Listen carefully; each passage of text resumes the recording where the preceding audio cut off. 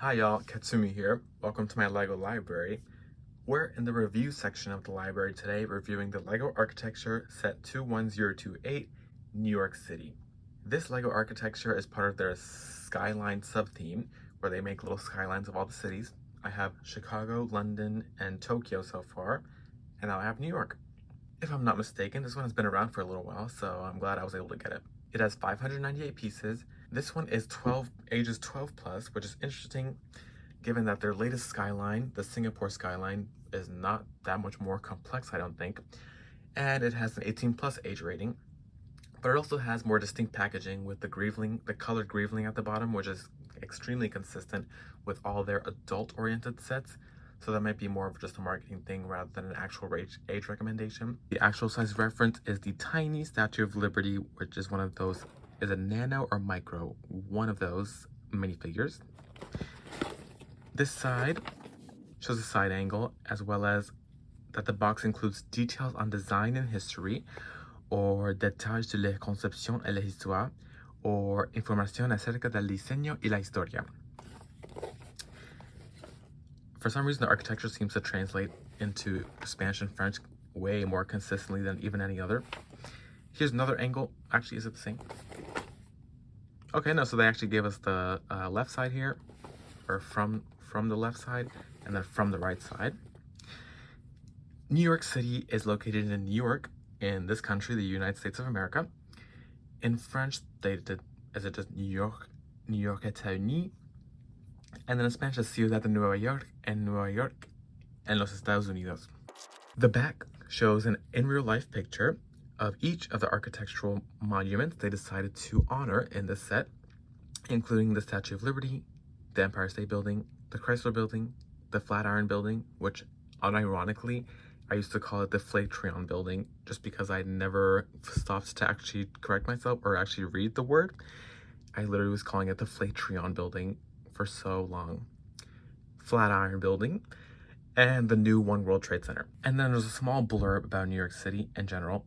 What I know about it is that there's lots of rats. And it's just extremely dense, so extremely dense and very American. Sometimes that's a very good thing. Most of the time it's kind of a toxic thing, but no one can deny its important function in the world economy. Here are what the extra pieces look like, including another Statue of Liberty. And the instruction booklet, as is typical with all architecture sets, includes plenty of information about each of the buildings, the city as a whole, in English, Spanish, and French.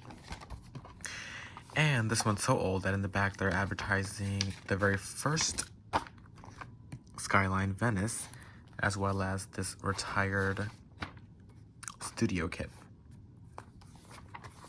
And here we are with not the big apple, but the teeny tiny plastic apple that I just built. For a skyline set in general, having built Tokyo specifically, which has a bunch of bright colors and actual distinct architecture, and no offense, New York. Overall, this one is very much American. Similar to my Chicago one, you can just tell they're kind of boring. The cities are kind of boring if you really think about it.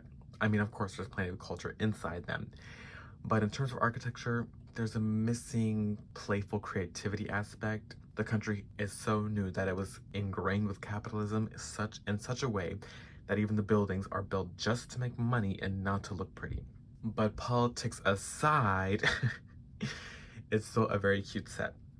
Let's start on the left side with this teeny tiny Statue of Liberty.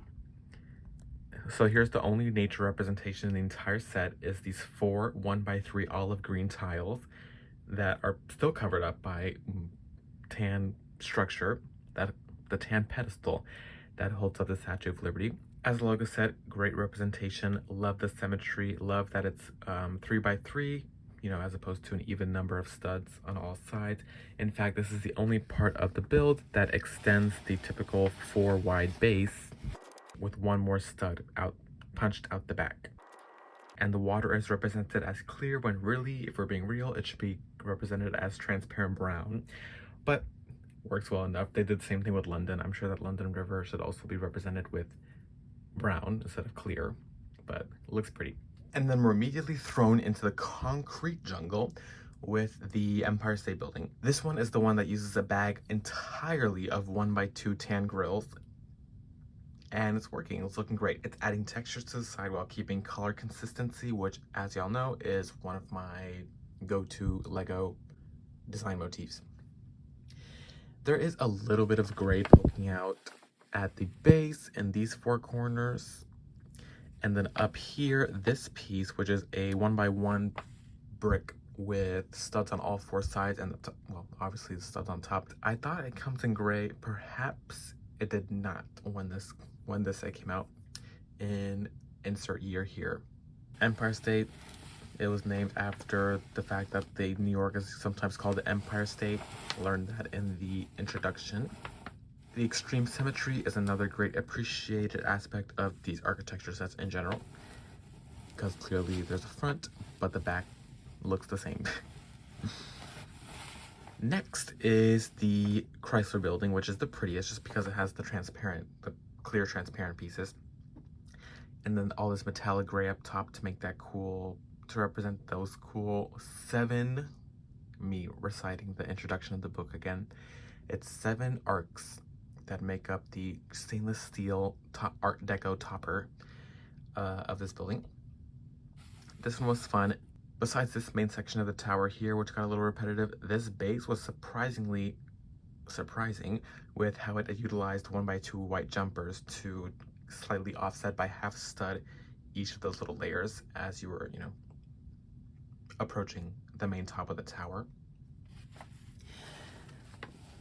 Once again, that's pretty from both sides, and then that's all that metallic gray on top really does add a stainless steel effect. And fun fact, this is if I remember correctly, it's like the largest building clad with stainless steel or something. Anyways, they use stainless steel in an innovative way. Next is the flat iron. The flat iron building is deceivingly simple. Here, I can actually just pop it off. I could probably do that with lots more, but I'll do it this one. Love that the natural this is just how Legos work. When you have a wedge, you have to have, gaps for the studs. It's creating this incredible texture on this side. This side, not so much. It's looking blocky. It's looking like nothing can be inside of it. But displayed this way with the holes here and then the studs, creating a little bit of negative space along where they meet the wedges. A nice effect is achieved, and it does look like the Flatiron Building. Just because I like organic feeling shapes so much, and this is supposed to be round, I would love to see what a 1x1 round tile stud looks like on here, or even one of those quarter rounded ones going from quarter rounding this corner, like this, if you know what I mean. So potential tiny modifications. Overall, the balance is pretty nice with having the shortest thing on the left and then the tallest thing on the right. Just adds a little bit of more visual interest. And then here we have the One World Trade Center. Is it the tallest? I feel like I would have mentioned that in the book. Anyways, it might be the tallest in the whole city right now. And this one was really fun because it has 4 distinct sections that you build completely. The internal structures of each of these 4 sections is completely different than the next, contributing to an interesting built experience. Yet on the outside, they come together with, again, the simplicity of the sand blue, which works really well for the glass effect, and the light gray, which, whoa, so surprising. They use light gray for New York, huh? In fact, what's even more interesting about this one is that it's attached to the base. It's attached by these 2 clips here, and there's a negative space gap in the entire base of the set that attaches this. I really wonder what made them want to do that versus just bricks on bricks. I guess for strength, I can lift it up like this now. But yeah, clever use of, I'm going to show you guys what piece these are. There's 32 of them. It's like the 1x2 plate with the cheese slope integrated. And so yeah, I'm glad I've already visited this city. So having the Lego architecture skyline set of it just feels that much more gratifying. And happy to add it to my collection. My official rating for this set is going to be 3 stars because of what I mentioned at the beginning. Overall, it's a little boring compared to what other cities are offering, especially the Tokyo one. But no hate, each country wants to do what it wants to do in the world, and again, no one can deny the importance and legacy that a city like New York City will forever have. And some stats for nerds. It took me 55 minutes and 55 seconds, extremely satisfying, to build this 598 piece set, which gives me a seconds per piece of 5.61, which is very low. In fact, the only lowest one was the Clone Trooper Command Station, which got a seconds per piece of 5.52. So I do believe that this one, in terms of the architectural skylines, had plenty of repetition that contributed to that low seconds per piece. Thank you guys for watching. Thank you for coming to the library. Have you been to New York? What do you think of it? If you haven't, what is your idea of it? Especially those any international viewers out there. What is the Americanified, dreamified, glorified version of New York that you guys hear? And then maybe any New York locals, what is it actually like? Would love to have a community conversation in the comments below. Please leave a like if you enjoyed, and if you'd like to get a membership, the membership to this library is completely free and all you have to do is subscribe. Thanks again, and may the force be with you.